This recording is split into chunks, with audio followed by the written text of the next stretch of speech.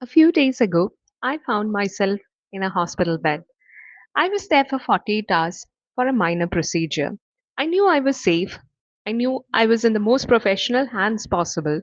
But during those 48 hours, something fundamental shifted inside me. When you're suddenly stripped of your basic autonomy, even briefly, your world starts shrinking.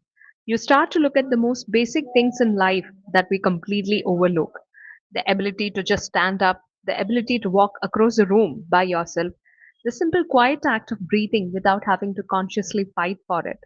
We are entirely, collectively ungrateful for the sheer magic of being functional.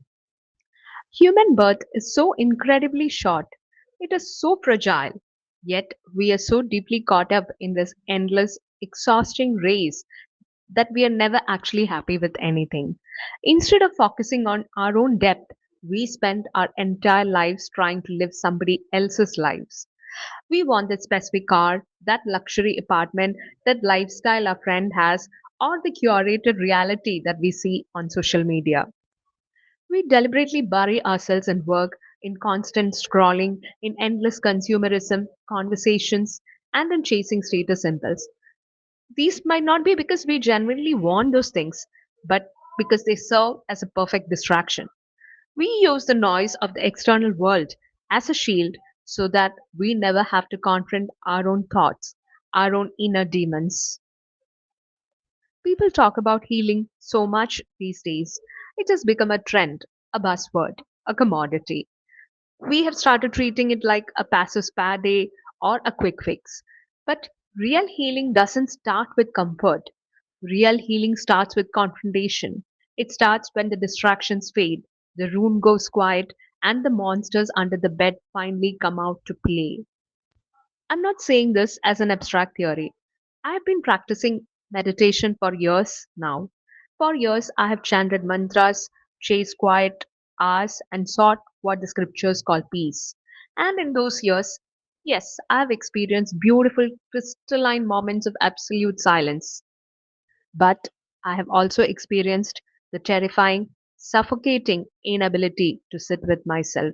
There are days when the silence feels less like a refuge and more like a pressure cooker. Days when you sit down to practice and instead of peace, you're met with a wall of fear, a wall of intense anxiety, a wall of raw, blinding rage that feels entirely too heavy to hold. We have been sold a dangerous lie that healing is linear. We are conditioned to believe that you start a practice, you get better, and you live happily ever after in a state of permanent calm. But healing doesn't move in straight lines, healing happens in spirals. Sometimes, after years of inner work, you might still find yourself sliding right back to the exact place where you started.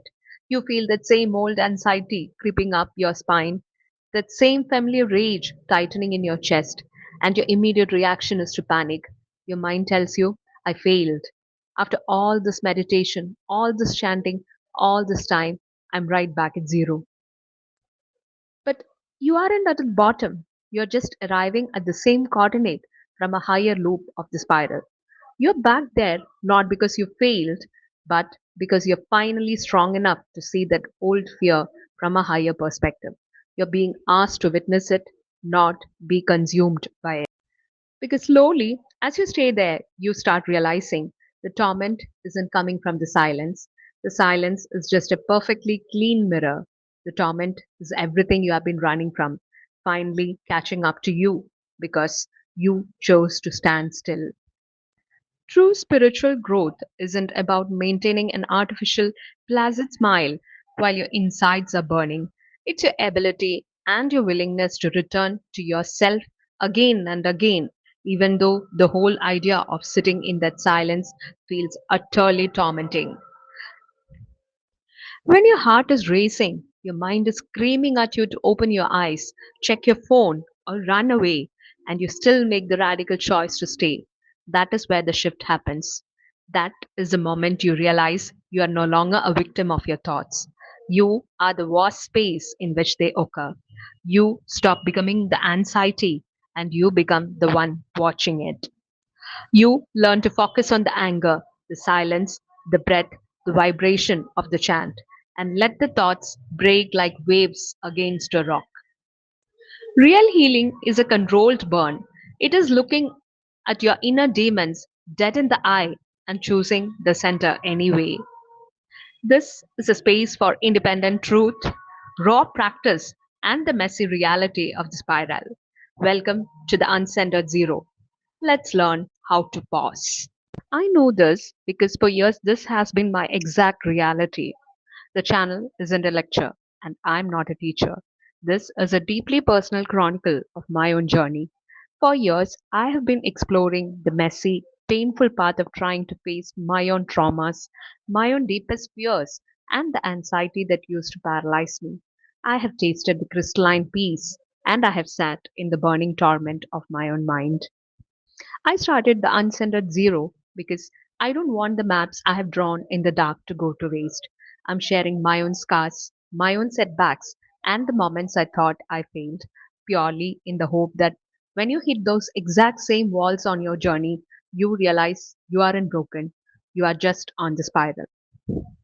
If your soul recognizes what we have talked about today, if you're tired of running from your own reflection and you want to walk this path of true, unvarnished healing alongside me, subscribe, stay in the space, and let's navigate the spiral together. Thank you for being here.